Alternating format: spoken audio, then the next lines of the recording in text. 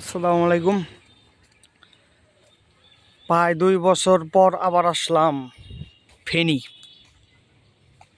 এটা আমার 33তম জেলা আসা।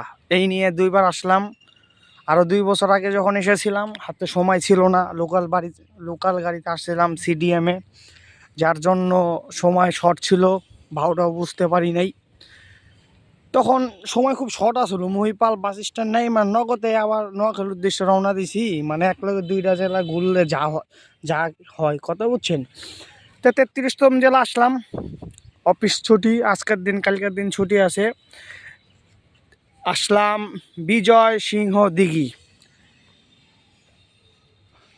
ফেনী মহিপাল বাস স্টেশন থেকে আপনার 30 টাকা দিয়ে আসলাম এখানে। এখন আমরা চলে যাব রাজার দিঘি।